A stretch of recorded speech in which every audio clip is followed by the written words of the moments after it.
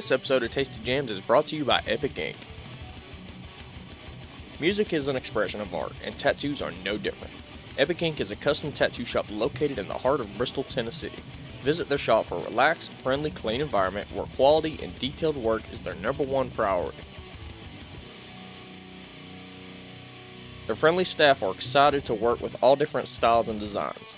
Epic Inc. is one of the most experienced piercers in the area as well, and they will be more than happy to assist you with your next body modification. Come down and talk to one of their experienced tattoo artists or piercers and start showing off your work.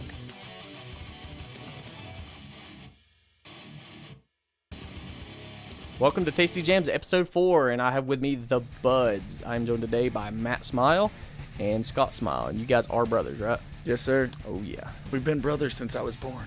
Oh, that's awesome. So, like, twins, or like, are you guys the same age? No, he's the older bro. He's okay. 3 years older. Ah, so that's right. He wasn't my brother when I was born. Yeah, true. Hell yeah. So, if you've been catching up with any of the episodes, you'll notice we've had a few of the different bands here, and I've actually had almost every single one of those bands. Every one of those bands have mentioned you guys.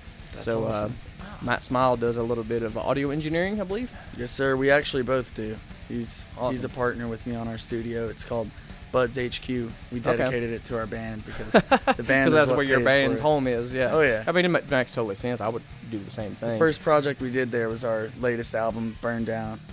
We worked on it for a long time now, and that's kind of what got the whole thing started. We just weren't getting the right production in most local places that we were going. We'd have to go all the way to New Orleans to work with our buddy Dave Fortman to get the sound we wanted. Yeah. So we just said, you know what, let's buy our own studio, because it costs yeah. a lot to travel out there and pay those prices and stuff. So you've got that knowledge in audio engineering. How long have you been doing audio engineering? Because I mean, I started playing guitar at a young age too, but I didn't start recording my stuff until like later on. I mean, it started when like 2008 with Jim Bradley. Yeah, we had a really good friend named Jim Bradley that let us come into his basement studio and just kind of, get the feel for it. And ever since then, we've been bitten by the production bug. We wanted to get on the other side of the mic, and we've been in and out of some really cool studios since then. And we've always said we're going to open a studio one day. Until in 2013, we just went for it. Hell yeah! So how's it going for you? Like, especially being from a small town like Bristol, like. Is it difficult? It's amazing. We can't find any free time because we're constantly booked solid. We've got too many people problem hitting, to have. so we're about to open a second studio too. So I'm excited about it. That second studio. I mean, that's crazy that you're gonna open not just one. And you guys are just gonna oversee production, or? Well, actually, we're gonna run each studio. We're just gonna, I'm gonna be producing in one, he's gonna be producing in the other, and we'll kind you can basically knock out double duty at once. We'll come together on the big projects like we always do. Oh yeah, I'd say you guys would probably be checking each other's stuff. Oh yeah, absolutely. Yeah. Got to have that extra open, fresh set of ears to really hear stuff. I bring in all my friends, family, and everything. Just like, what do you think? And it's good to have an outside ear, because you're making it for the consumer. Yeah, exactly. It's it's definitely not. I mean, you can make it sound great, but if it only sounds great to you, it doesn't really stand out like you would think it would. So, yeah, I totally understand that for sure. So, as a band, you guys started in 2006, was it right? Yeah, 2006. Believe it or not, we started out. Right? Yeah, we started out to do a talent show at Tennessee High. It was just like a fun little thing we did, and we learned "Sweet Child of Mine" by Guns N' Roses, and I put on the top hat, and he wore the bandana and did the axle shuffle, and it was pretty cool. I bet you guys had a blast doing it. It was fun, man. It was pandemonium in our high school though, because the teachers were getting trampled, the students were rushing the stage. There was about 600 uncontrollable students just freaking out. I mean, that would be awesome. It was our first rock star moment, and we were like, this is what you want to do for the rest of your life. Yeah, changed everything. Yeah, you get that bug for playing, and that doesn't go away, man. Like, it was just because I don't have the opportunity to play, don't mean I don't fantasize about it. Because it's like, I want to get back to the stage, and start playing again. But one day. I'm too stubborn to ever quit, man. I just can't do it. Yeah, I don't blame you. I mean, it's a lifestyle. It's not just a hobby. I mean, it takes most of my time enjoying it from a consumer standpoint, and as an actual musician standpoint of playing, recording studios, shows. just jam with people. Oh, yeah, I do it a lot. That's pretty much what I do with all my free time that I have. Which And there's isn't so many much, but- moments that you just get shot down, let down. You know, so many bad things can happen, but just that payoff from being on stage makes it all Yeah, worth it's it. a struggle for sure, man. There's so many good moments. Though. It really yeah, are. it's all worth it. It's just that Yeah. one moment, you know. Oh man, so what's your rehearsals normally like? I mean, Hectic, hectic, but fun. Okay. So I'll how be often honest, how like- often do you have rehearsals now? At 'Cause I know least you- once a week. At least once a week? always. Okay. You know, we Mostly try to on do- Sundays, we just put a few hours aside. But the shows are where it all comes together. You'd think that the rehearsals are like, you know, just really intense, but we kind of just mess around and honestly worry about how good we're gonna sound until we hit that stage, and then it's like Okay. perfect. We you know? always get off track together. See, we're always together, but off track together. So it's So, weird. It's okay. like we'll start into some cover that we've never played before, and just the next thing you know, we've been playing it for like 30 minutes.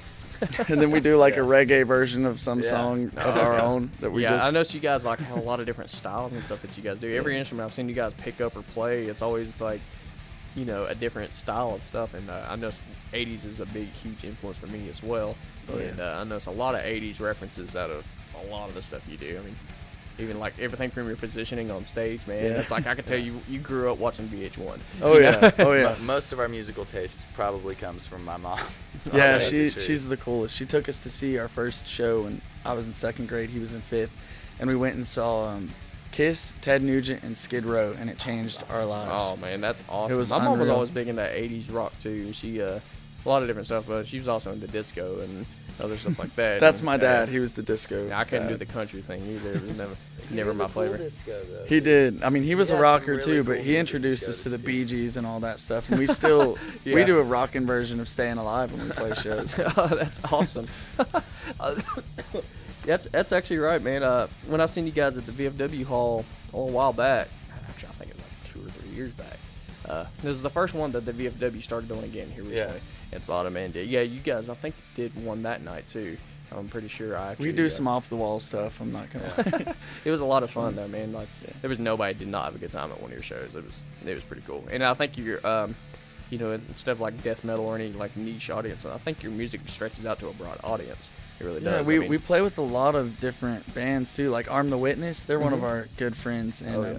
we've played a lot of gigs with them. We played with Big Mister. You had them on their show. yeah, or on this both show. those all those both those bands are really cool guys. Like, Yeah, Very cool. it's one thing. And there's like, so many different very styles too. talented. It changes your Both of opinion a lot on music too when you personally get to know the band and everything. That's why it's kind of important for professionalism to be involved in music too. You know, 'cause Absolutely. if you're a bunch of douchebags and people know or find out that you're a bunch of douchebags, nobody's gonna like your band.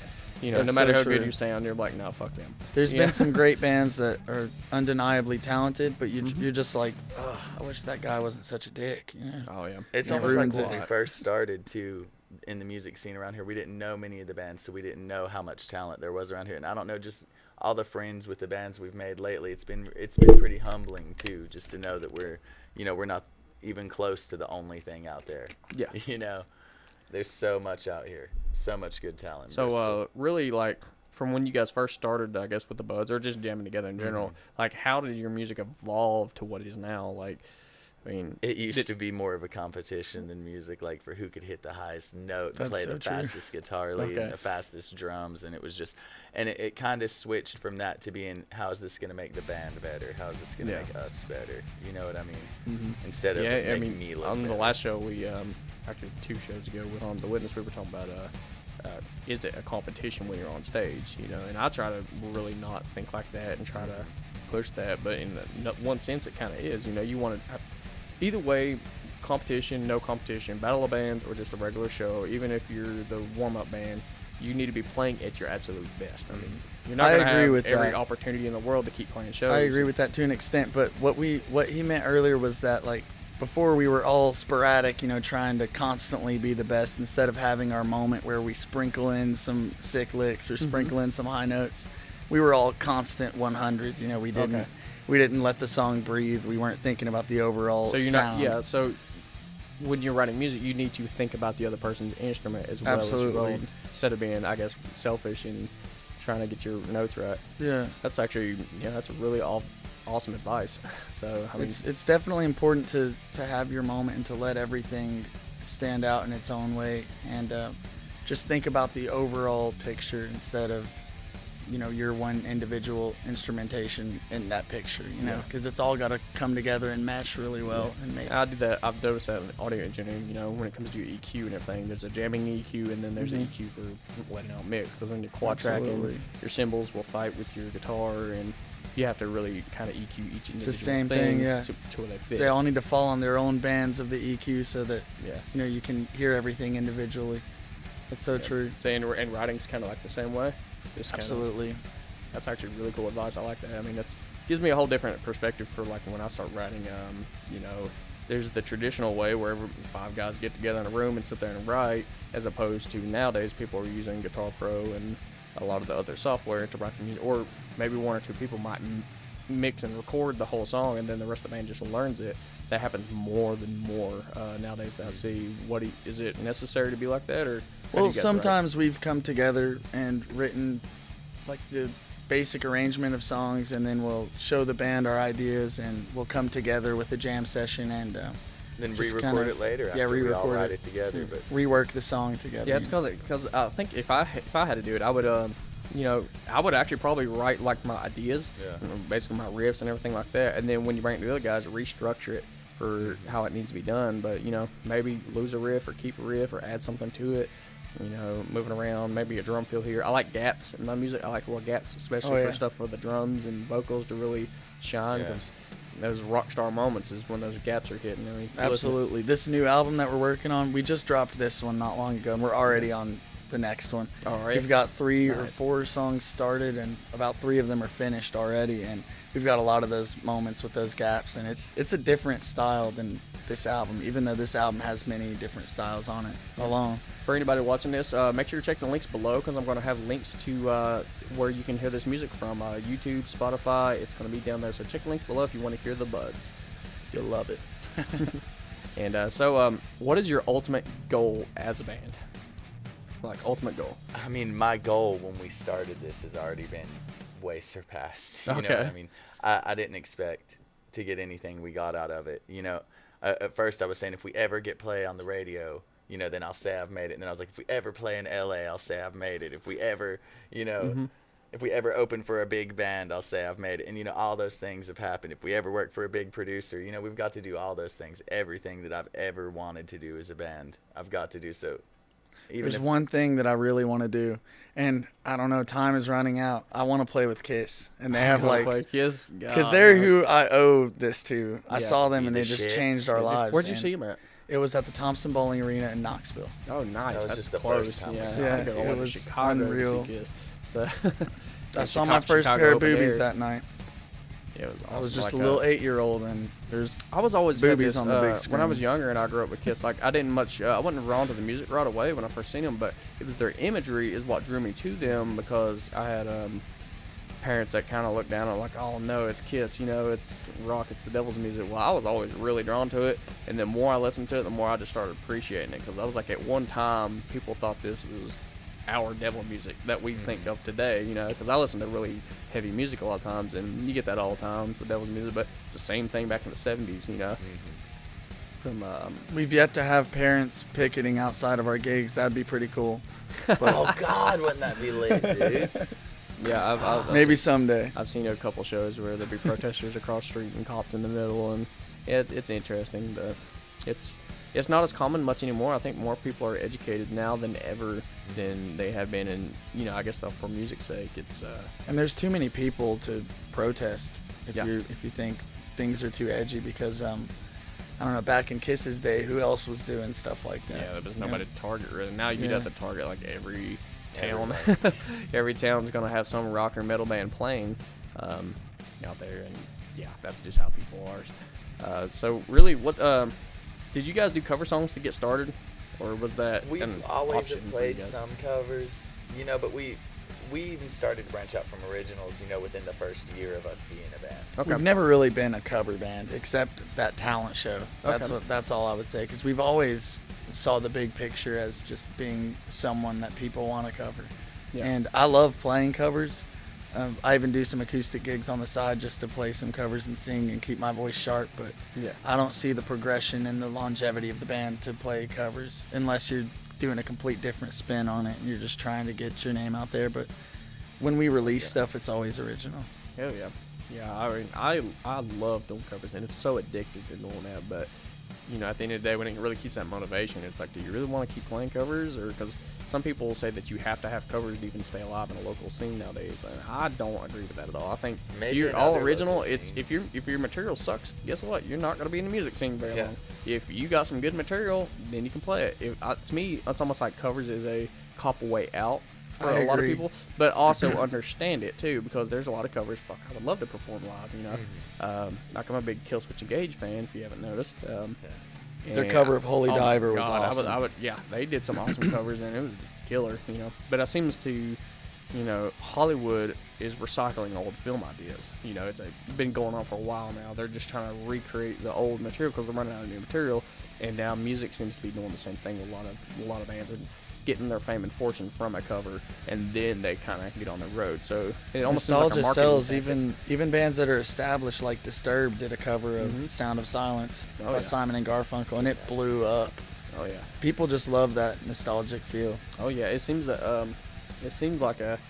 like it's a marketing tactic nowadays to need to do that, and I don't disagree with it because I mean it's catchy, it catches on, it gets radio play most of the time if it's a radio hit, and just using that as a markability standard in 2018 is taking advantage of the system, which is kind of a good thing. So it's awesome now that we can take advantage of stuff like that now, because you used to couldn't do that. To get something aired, you had to pay a lot of money for radio time and everything, and now through social media marketing you can obviously distribute and market your own band any which way you want, as much as you want, and there's no limit to it online. So as much content as you want can be out there pretty quickly. So you guys, what is the name of this album right here? Burn Down. Burn Down. Okay, so I'm going to play you guys a music video, and it's to a music video that they have called Crazy. I want you guys to check this out and then tell me what you think in the comments below. Something's missing. Something's missing. Tell me what's wrong with your head. I've been listening. Are you listening? Did you hear what you just said? Are you alright?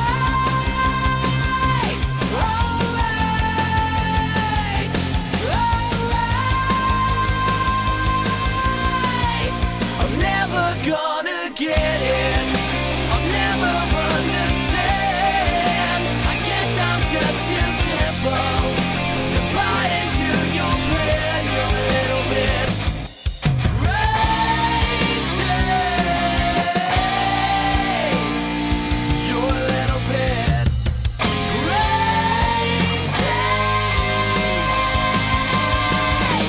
I'm still listening. Something's missing.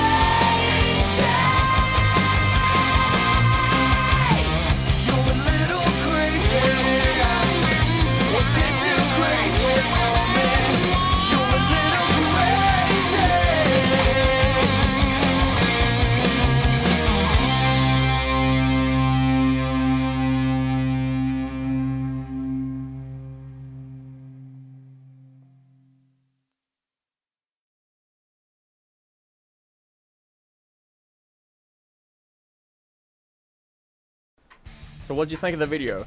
Leave down in the comments below, and yeah, if you got any questions for any of the other bands for future episodes, make sure to leave those in the comments as well. We might use them on future episodes. So alright, so what we're actually going to be talking about now is rock and metal production. So rock and metal production, if anybody listening to this does not know, this is the process of you getting your album or your EP, your first single, anything that you're doing to make a product for your the consumer to listen to.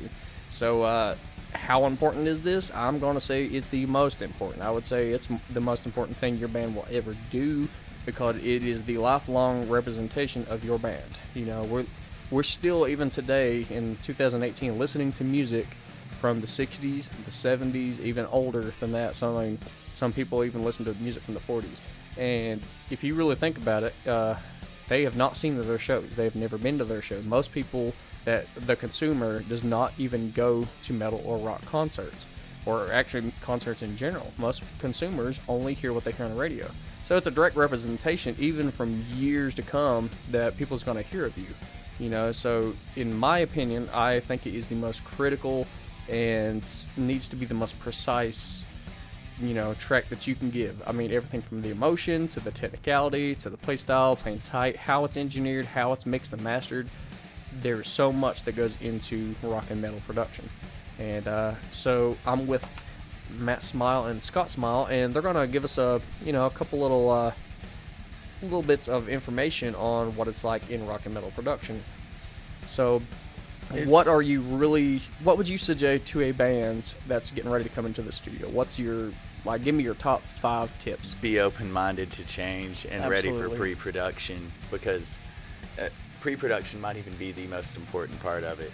Something when you bring the song to the table, and if you're trying to make it for radio and to get to a lot of consumers, you got to be ready to make it that commercial sound. You got to be ready to take what the producer says completely. You know what I mean? And not even question it most of the time. And so another thing I'll hear a lot of bands say is, a lot of them will argue against that too, though, and say they don't want a commercial. They want to stay underground. It depends on what type of band they are. If you're a band that's trying to be pushed to radio, then we'll make our suggestions for that. But we'll also just try new things. That's one thing that I really think is important, to just try out different methods of achieving that sound. Be patient, you know, be open-minded, like he said, regardless of whether you're going for radio or not. Just be willing to try different ways to achieve what you're going for. All right. So having where you guys are brothers, you guys both put your opinions in on the mix, on the final mix and stuff. And I'd say that probably goes for tracking methods as well too. So you guys are always learning, you're always evolving. Do you guys ever butt heads on what you think? From time to time. Yeah, because it seems that everybody in music production has a different method. Even though they're very aligned, they're very similar, a lot of people use methods that are, I guess, non-industry standard and stuff like that. We don't believe in doing other people's way. You know, we believe in finding our own way, and we do take elements of some of the producers we've had the pleasure of working with and kind of combine them to make our own little cocktail of, production. But I feel like when we've butted heads, we've always came to a compromise, because we'll always try each other's opinion. We're never just going to say no. Be ready to admit you're wrong. I like that. Always. I like that. Always just give it a shot. The worst you can do is delete the track. Yeah, and just have to We've do got- it again, we're not using tape anymore. reamping. So. That's possible now too. So When you're using analog, that tape's not cheap. So where we're doing digital, it's like, we've got unlimited takes. The only thing we're sacrificing is our time and sometimes our egos if we're wrong. Oh yeah, I can see that, because egos in the metal industry, ego kills talent. It's so true. I've heard that many times, and yeah, I totally believe it. And it's like that, not just this industry, it's in the film industry. Anything where you're going to be working alongside of people that do the same thing that you do, and it makes it a competitive industry too, like we talked about earlier. But in the studio, it is very competitive, because you're fighting to get those millions of views. You're fighting to get your music out there, and nothing is going to get your music out there faster than good music. I mean, It's so true. Making some good jams. I mean, there has been a lot of bands out there I've completely dismissed, swept under the rug, because their album EQ just wasn't quality. You couldn't really jam to it in the car, other than it just sounded like noise. Some of those bands you're better off watching live. Yeah. For sure. Oh yeah, and then that was actually one of the bands I seen. Yeah, I didn't much care for their stuff, and I seen them live, and oh my god, it sounded so good. And I was like, I became a fan of them once I seen them live, but before that, I was just like, I can't do this. I mean, When you were talking earlier about how it's the most important thing to have a really good production, I agree with that, because I feel like that's how you're going to get them to live shows. Like, you probably wouldn't have went out and seen them had you known they no. were on the bill. I mean, the first thing I do, and if somebody told me the name of their band, I'm gonna look them up. The first thing, YouTube or Yep. wherever. You know, Always. I usually don't go to a particular website to listen to them like a SoundCloud. I just usually get on Google or YouTube, and the Yep. first thing pops up is what I'm listening to, and you know, is that gonna be a song that you're comfortable with judging your whole band with? You know, so because a lot of people don't give bands a chance. There's thousands of bands out there, and who has time to listen to every one of them? So, So you know, true. because there's a lot of people, not just nationwide but worldwide. So, and you have the ability now to market to a worldwide audience with the use of social media. So, you know, why not make it the absolute best thing that you? Because people's gonna judge you. You know, people's gonna judge your music. I mean, it's either most people nowadays see black and white, so they think it's either great or it's shit. You know, I mean, a lot of people have that view. That's And it. there's people don't look at it deep enough. You know, I always try to look at stuff with a big, broad spectrum and open mind. So I'm like, wow, that's actually really good. But man, that singer, I feel like if he would do more, you know, cleans in this part, and then instead of screams in this part, I don't know, just structure around different ideas. When I listen to music, it's very analytical, it's very emotional, it's got me through a lot of hard times, and you know, I think if the bands that I'm listening to did not put that much effort into it, would that band have got me through that time? You know, it would have probably been another band, you know, and that's what music is great for, because it reaches you on a whole nother level. So yeah, production's my absolute biggest recommendation for wanting to take seriously. So in the same topic, a lot of bands obviously are discouraged by going to studios because they can't afford them. Is this actual true? Like, how much does studio cost nowadays, and is it affordable? It depends on how much time it takes to do the project. If you come prepared, some people come to my studio and they've not even written what they're doing. They're just kind of, you know, they have an idea in mind. Yeah. But some bands come through and they're on point and they're ready to go and they can be in and out. You know, One take you know, everything. It's Damn. amazing. So it depends on how prepared you are and what studio you're wanting to go to, and if the producer's willing to work with you on rates. Okay, and so everything. how would you, I got a band, come into your studio, we got everything written, our songs are down, we've played a lot of shows, it's time to actually get an EP or a demo out now, and just an EP or demo, not a full album. Alright, because most bands usually, they're not going to put the budget into getting the full album until they can at least get one right. Because it seems more logical to buy one song at a time in that early phase, just so you can have one or two songs to show people. How is EPs and demos going as far as jumping straight into producing a full album? Do you think they should do that, or do you think they should just skip the whole EP thing? These days, singles are what sells more than anything, it seems like. You might you not know? even ever need to make a full length. Like when we Oh, did wow. our first single in the studio, the very first thing we put out as a band in our studio with our own production team, Bring it Me got Down. over 1 million views. And it was just, that's all it took. And the next thing we know, we're headlining the Whiskey A Go Go in Los Angeles. Hell yeah, dude. That's Playing some kick-ass yeah, venues. that's pretty much with one with video, one single. One so single. if you put enough work and enough time into that one project, I feel like it could be the thing that defines you and keeps you going. Oh yeah, you heard the tips from the Buddz. So yeah, yeah, I never thought that a single or EP could actually blow up like that. So that's one of the things I've never even thought of just making one really super good song. I like writing music, and We just like putting giving the it all into one fans song a is lot kinda- of content. We consider the fans more than the strategy, Okay. because they're what's important. They're what's going to keep us doing what we do. Because if nobody shows up to our shows, you know, we're not going to be happy. We're not going to want to keep Yeah. playing. But where Nobody is. we play these big gigs and they all come out and support us and they're singing every word to our songs, it makes it unbeatable, and we can't stop doing it. We owe the Yep. fans. I can believe that, because yeah, every show I go to, it's just like it's a huge family. It really is. Like you see like these battle vests that me and my friend wear, and like you go to a Kill Switch show and all of a sudden there's 1,000 battle vests, and it's like or 2,000 battle vest, or if you're at a metal festival, 50, 60,000. Wow.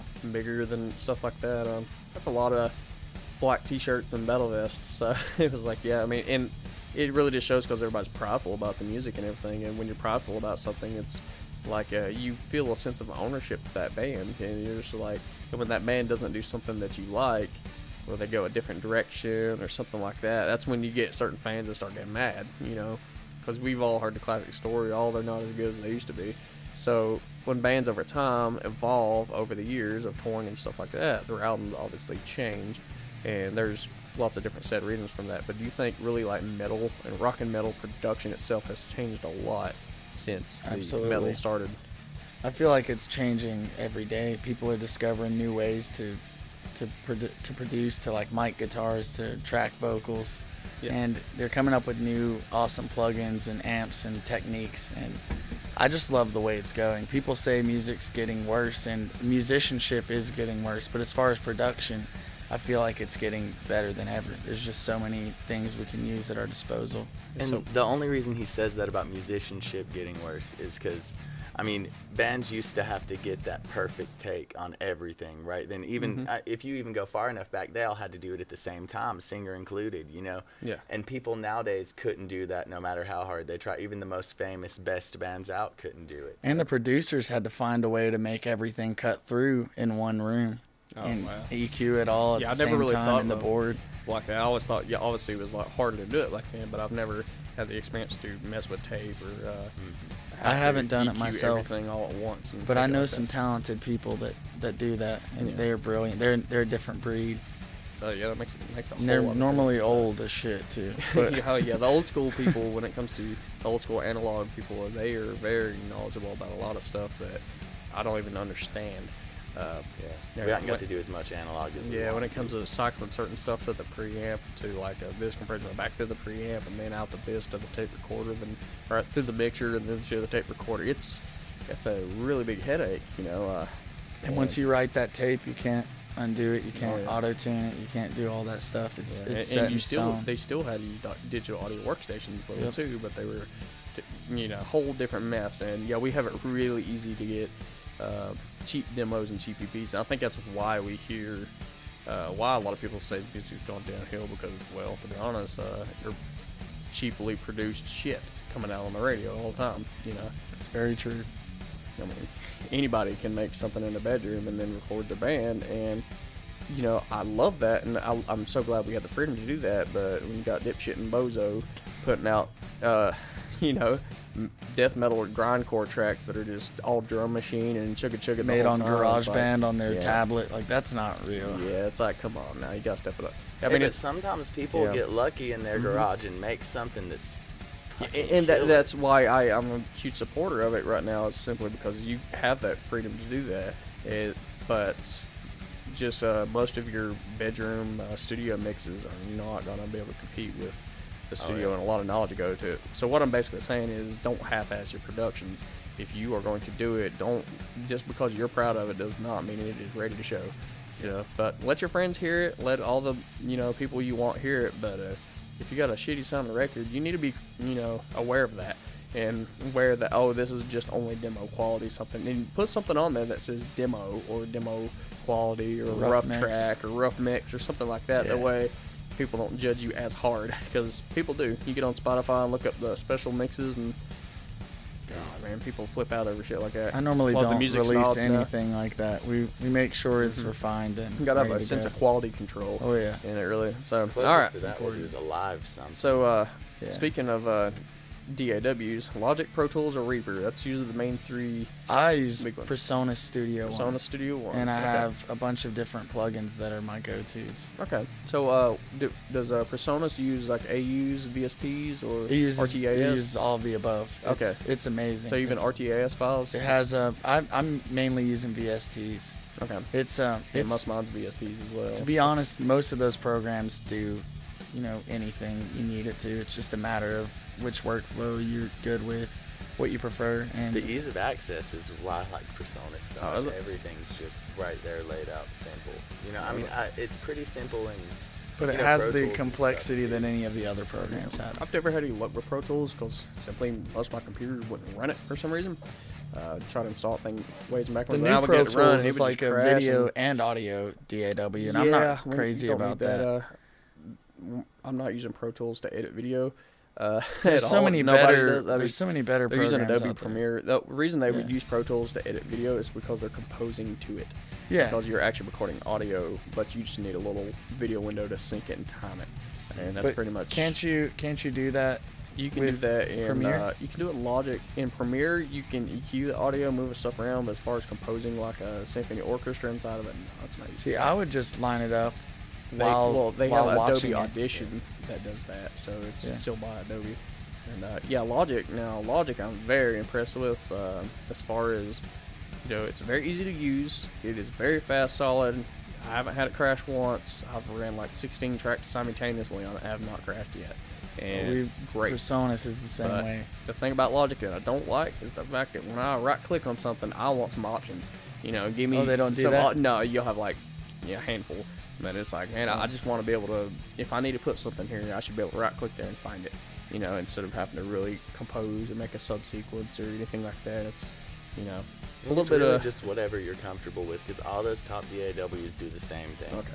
You Yeah. know. Yeah, I guess because it's like a big battle right now, and everybody, oh shit, well this wasn't recorded on Pro Tools. This shit sucks. It's like Just don't get a cheap one. You Yeah, know? yeah. Oh, hell, like Reaper's free, and well, not free. It is free, but it's it's a trial. But it's I've heard a lot of people people- use that trial for a long time, and eventually, like when you want it to get all the updates and get everything you need to, just it's Wow. not expensive. I've at heard all. people like call me up and be like, "Do you use Pro Tools?" And I'll say, "No, I don't. I use Persona Studio One," and they don't even. They're like, "Okay, well, never mind. Thank you. Have a nice day." I'm just Really? like, they don't Oh, even man. know. I achieve amazing sound with Studio One. I don't see why anyone would knock any of them, because there's been major label projects released through all of these DAWs, and Yeah. just So, I feel like um, it's the person On controlling it. more drummers, than- right? So you get real drums versus Superior's drummer, easy drummer. You know the whole topic of it. My opinion on it is, if you are on a budget, typically time is money in the studio. It is mostly a lot faster to use Superior drummer or easy drummer and stuff like that. That's Usually true. some people will hit the easy drummer, put the MIDI maps for the grooves, and then put them into Superior drummer. But Superior drummer 3 now has grooves in it. So I've it's- got one for you that I think you'll really love. Okay. It's called Steven Slate drums. Steven Slate. It's amazing. I have not heard It's of it. unreal for metal Check it. drums. For Okay. metal rock and roll drums, I feel like Steven Slate is Yeah. the go-to. And the reason I use Superior Drummer over Easy Drummer was simply because I had 24-bit out. Now they got 32-bit out, and you were really able to customize anything and everything in it. Well, not an Easy Drummer, but Superior Drummer. And but it was kind of hefty and kind of expensive that way. But if your producers own it, they know how to. You can get a drum mix turnaround within hours, as opposed yeah. to the time it takes up to set up and properly mic and EQ each part of the kit. Everything we did on our album is 100% live drums, by the Yeah. way. Yeah, we do all of And our own projects are I'm a- live. Yeah, because I'm a huge Yeah. fan of using live drums, and I love live drum recordings. I think there's to me, there's a big difference. I mean, to a ear that's listening and knows to listen for it, Absolutely. it's You can always Tell tell the difference. difference. Even if it's a MIDI piano or a real piano, you can always tell the difference. yeah. But I think so. For you, what's your approach to recording drums if they don't have? big drum room, big drum sound. That's Okay. what I think. And even sometimes putting samples over top of it. Yeah, with- we'll over layer top of in the real samples drums. with Yeah. with the drums. We'll do like your typical mic setup with 2 overheads, mic everything in directional, 57 on the snare, 57 under the snare, Yeah. and we'll go through, and like I said, you got to have a big drum room to Yeah. start out with, but still have it treated good without too much reverb. You just want to get a lot of room sound too. So I normally set up a room mic, and then once we get a good take out of the drummer, I'll time stretch everything to be perfect on the grid, Okay. which is like, it's normally just little adjustments here and there, but I do it so that it's 100% perfect on the click track. Because a lot of people just want to crop that part out and move it, but the bleed on it Yeah. will match up with the other mics. What you do is you group every track together, Okay. and then you detect transients, which makes like lines appear on every hit, And when you Okay. drag one thing and it's grouped together, it So drags drags everything them all. together. That's actually really awesome. Yeah, and then you layer in samples. Like just pick the snare track, pick the kick track, and the Saved you from toms. doing 1,000 takes. But as far as Yeah. hi-hats and cymbals and everything, it's all 100% live. And so are the actual snare and velocities and the kick So, velocities. On and all a that stuff. song, usually how many times do you have to get the drummer to play that song? To Oh, Depends that's on Brandon? depends on the drummer. Our drummer, he Once. does it in one take because we normally come practiced and just Yeah. ready to go. So you're just ready to go. It Yeah. depends He on just how rips precise your through it. drummer is. Okay. I'm not saying he's never done multiple takes, Yeah. but Usually most of the it's time, one. most of the time he just runs through it because he gets it perfect before he even gets in there. So yeah, it seems like you got all the different VST programs that everybody talks about that it's used today to modernize that. It's a digital signal instead of analog, but it's proven to be almost just as effective as an analog signal nowadays. So what is really the hardest part about audio production? Is it like the mix and mastering, or is it the production, or which one you think is more important? I'd say the recording part and getting it right is the hardest part to do most of the time, especially, when people come in ill-prepared. I definitely agree. Yeah, you got to get that right take. That's the most important because you can't polish a turd. That's what they say. Yes. I have to agree. It's still a turd, okay, man? I mean, no matter how many, things they come out with to fix voices and to, try to manipulate guitar tones and Yeah. fake drums and all that stuff, I don't think, I think the most important part is just having the initial talent to create and Yeah. to, come I up have with to agree something on that good. one If you don't have wholeheartedly. that, then might as well quit. Even when you're using Melodyne or an auto-tune or anything like that, if you don't get it damn close, they're going to know you use that shit. Yeah, you yeah, know? I hear that a lot. I can tell when something's usually pitch Yeah. correct. Even in rock and metal, it's just I mean, It's if overdone You're these singing days. perfect every time, then you just know better. I mean, you could even see it on the wavelength. It's like when the wavelength just goes here and holds, and it's like back down. It doesn't even move, and it's like, yeah, come on.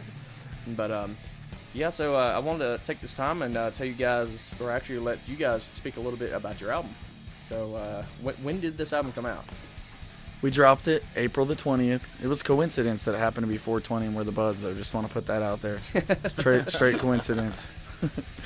Yeah, we dropped it on 420, and since then we've been doing really well on Spotify, iTunes, Amazon Music, all that stuff. And Nice.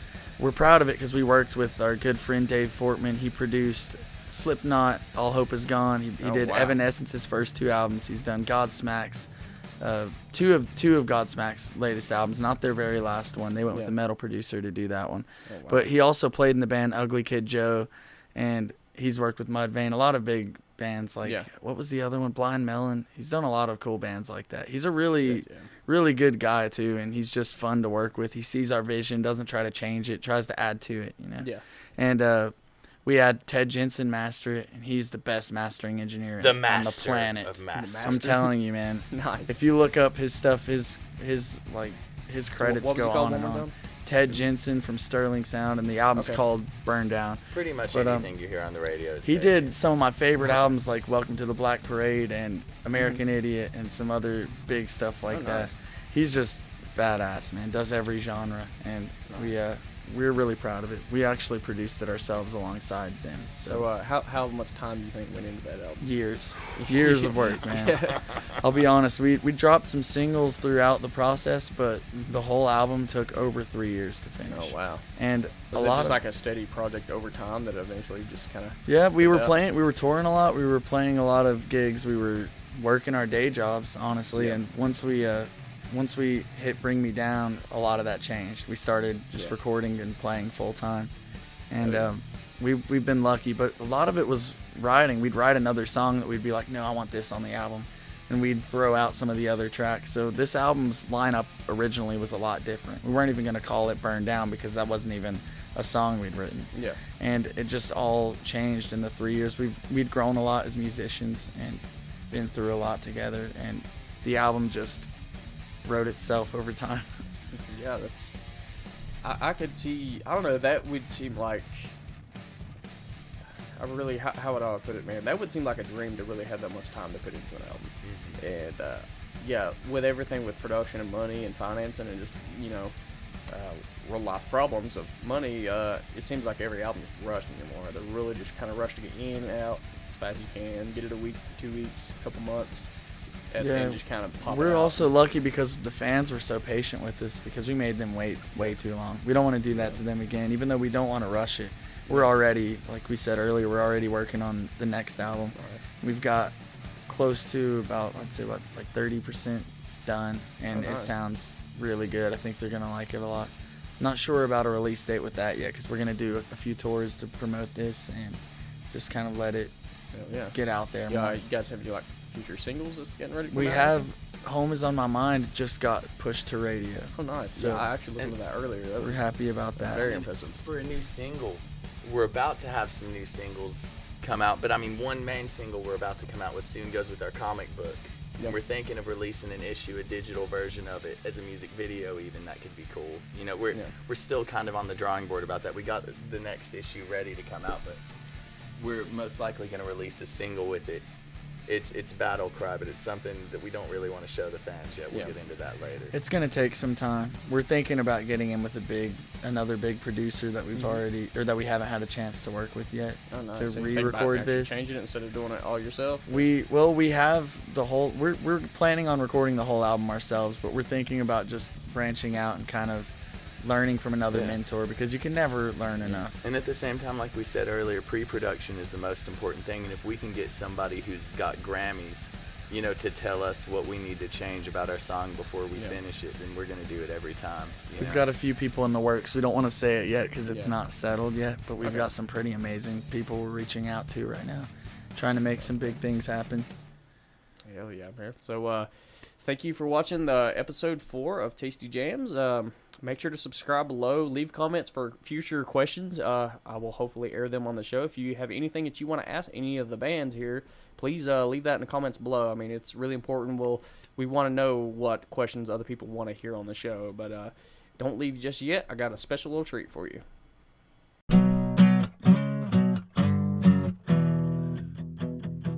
Not taking sides, won't speak my mind. If you disagree, don't look at me, I don't have time.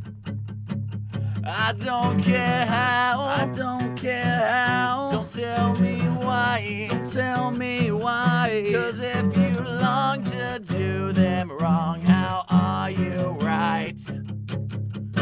Keep it in your head until you're dead, 'cause some things are better left unsaid. So keep it in your head, your head, your head. No one cares, keep it in your head. 'Cause if it's not affecting me, then it remains inside my brain, it never leaves. And no, it won't. And no, it won't Pollute my mind. pollute my mind. It couldn't eat away at me. I'll be just fine. So keep it in your head until you're dead, 'cause some things are better left unsaid. So keep it in your head, your head, your head. No one cares. Keep it in your head.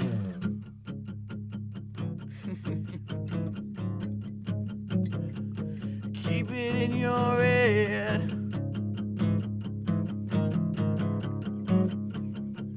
Keep it in your head.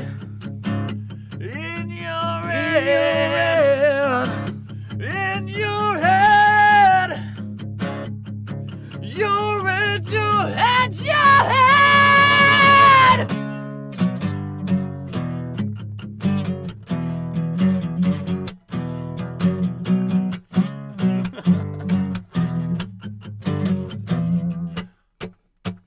Keep it in your head until you're dead, 'cause some things are better left unsaid. So keep it in your head, your head, your head. No one cares. Keep it in your head. Keep it in your head. In your head. Yeah, your head, your head, your head. Ow! Hey guys.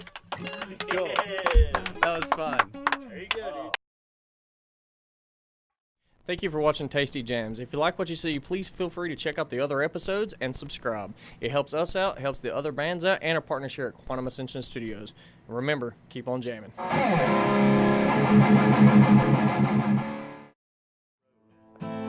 And he said, play the best song in the world, or I'll eat your souls.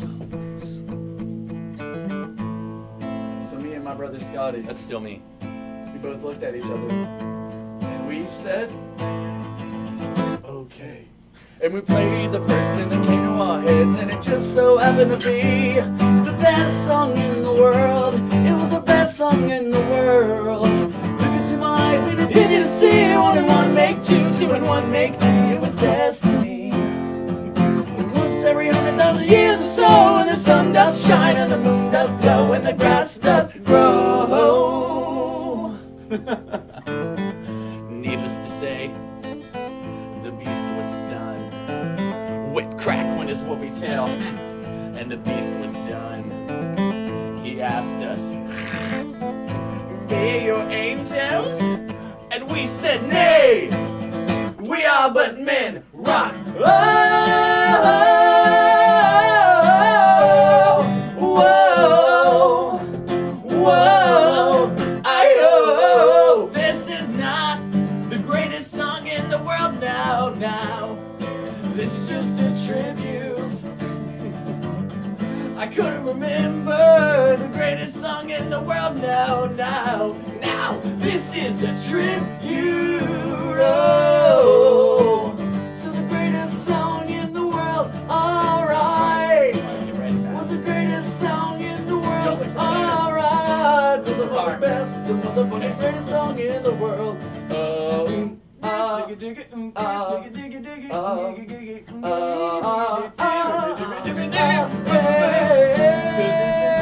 Song, yeah.